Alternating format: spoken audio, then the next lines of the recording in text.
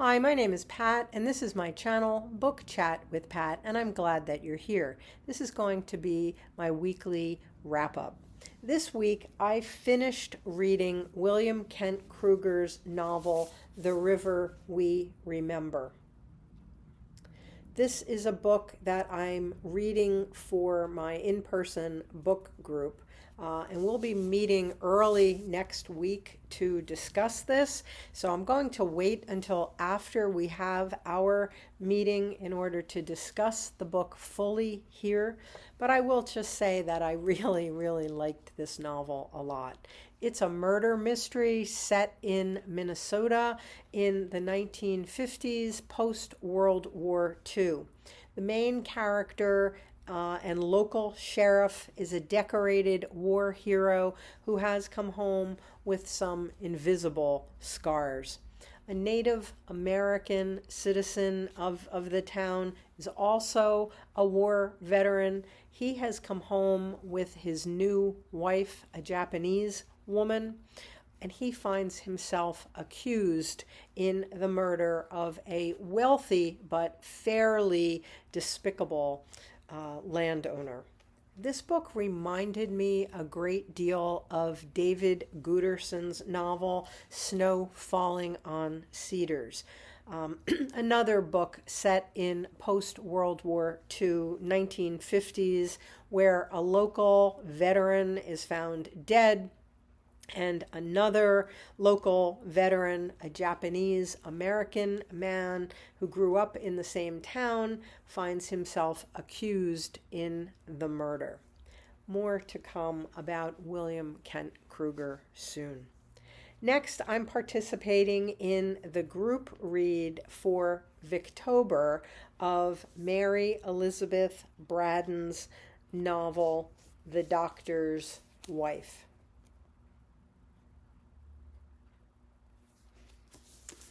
I'm following the daily reading schedule for this one because I have a lot of things going on at the same time.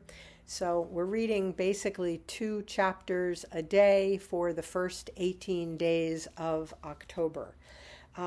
This is my introduction to Mary Elizabeth Braddon. This novel supposedly was influenced by Flaubert's Madame Bovary, and it's the story of a provincial doctor, George Gilbert, and the woman that he marries, Isabel Sleaford, and somehow Gilbert simply doesn't quite measure up to the ideals that Isabel has of what her romantic life should be like. And those ideals come from the novels that she's been reading for a good part of her life. Gilbert simply cannot appreciate his wife's overly literary imagination. Really influenced by these novels of sensation. This genre, sensation novels, gained popularity in the Victorian age in Great Britain, and it focused on what might have been considered sort of scandalous or shocking or taboo subject matter. Isabel, those are the kinds of novels that Isabel reads, and she quickly becomes disenchanted and bored in her marriage and dreams of a much more exciting romantic life with the charismatic young squire Roland Lansdell. So far, I have been really struck by the humor in this novel, which I was not expecting at all. I don't know what I was expecting, but I didn't think it was going to be as funny as it is. Braddon seems to be poking fun at herself and at her own penchant for writing sensation novels. I also read Mary Elizabeth Braddon's short story, The Cold Embrace.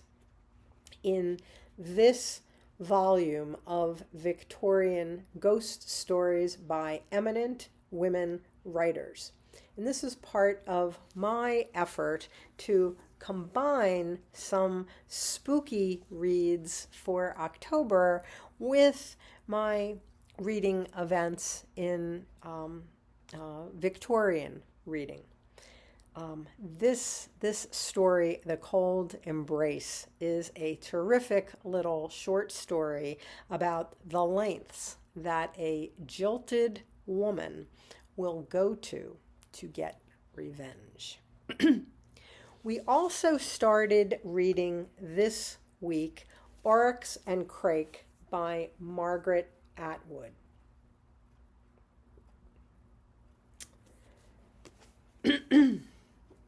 This is the first book in a trilogy, the Mad Adam trilogy.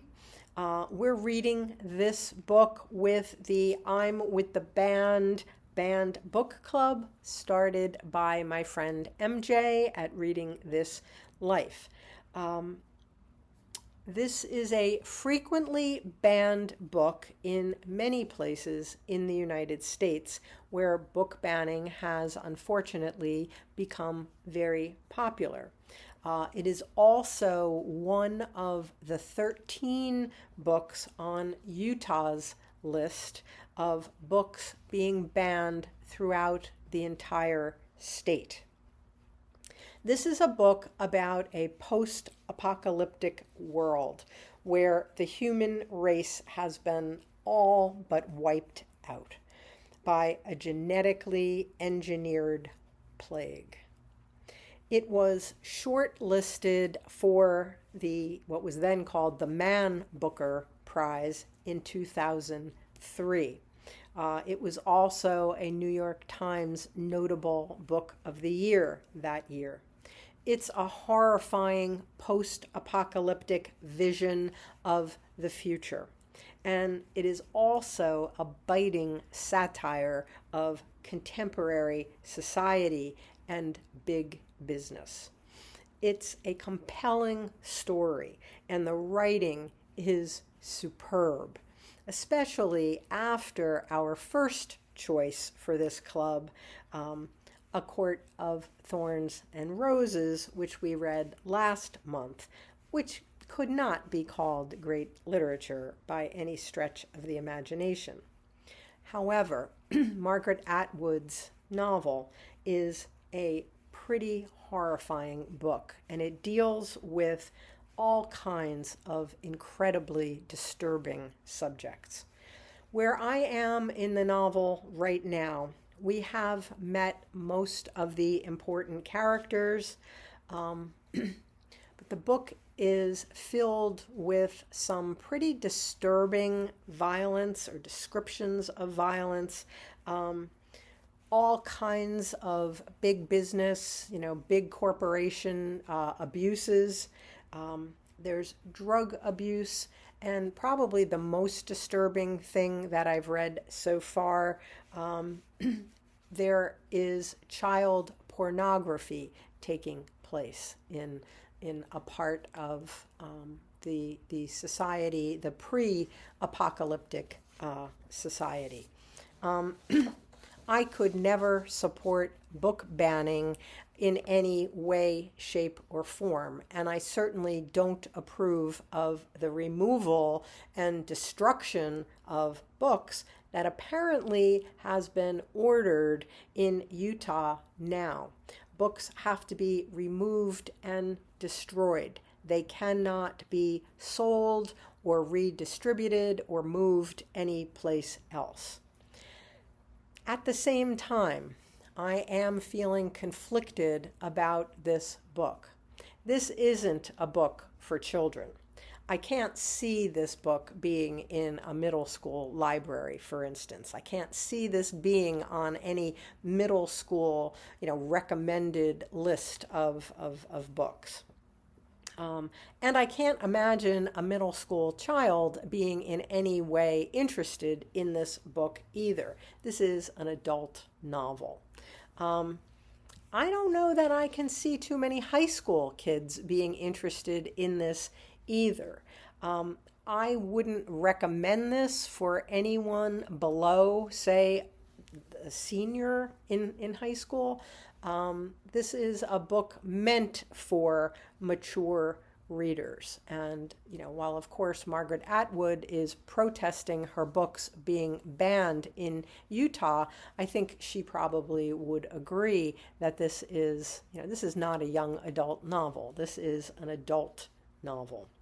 To be clear, this book is not advocating in any way violence, drug abuse, child pornography. In fact, it's trying to expose these horrific things. In the instance of child pornography, as far as I've gotten anyway, it seems to be trying to expose the horrific objectification of children. It is certainly not advocating that. People who have called for the removal of this book and other books too have simply cited passages with sexual or pornographic content, taking them totally out of context.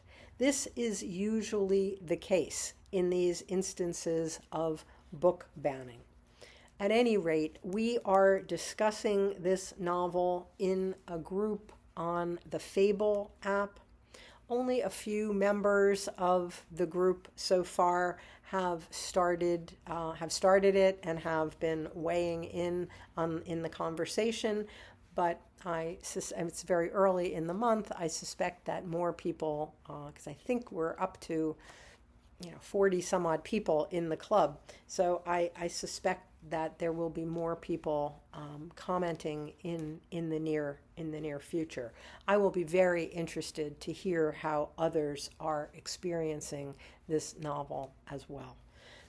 Finally, and this is going to be a plug, this week I received my long ago pre-ordered copy of the new book of my good friend Brian Bruce, The Bookish Texan. Brian's book was published here in the United States on September 30th. Macarthur's Bloody Butchers, Company G, 163rd Infantry Regiment in the Pacific War. And I'm going to be giving Brian a plug here. This is the story of one company of infantrymen who would see brutal action in the Pacific during World War II.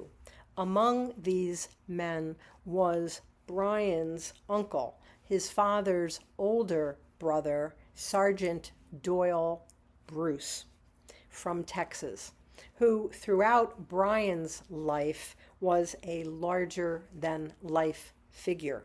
We follow the company from their original training in the Pacific Northwest to Australia, to New Guinea, to the Philippines, and eventually to Japan. The narrative focuses primarily on the lives of 4 men in the company, including Brian's uncle Doyle, who served from the days right before Pearl Harbor through Company G's last combat mission. I ordered this book back in February when I first joined BookTube, when I first learned that this book was in the works. I pre-ordered it in February. I just checked. I pre-ordered it, I think, on February 20th, and it just arrived this week. Publication day was September 30th, and I am so excited to read this now. Congratulations again, Brian, on this most impressive achievement. In the coming days, I am still hoping to do a video wrapping up my participation in some of the September reading events, Shake-tember and Framed, the art reading event. I had participated in both of these events in September during the first 2 weeks of September before my Ireland trip. Then I put almost everything on hold while I was away. And then, as I've said before, I came home from Ireland really sick, and I just wasn't able to put together my final thoughts on September. But hopefully I will be able to do that soon, and that video will be coming in the next few days. So that's it for this week. Lots of things in progress. As always, I thank you for watching. I hope that you're doing well. I'll speak with you again soon. Take care.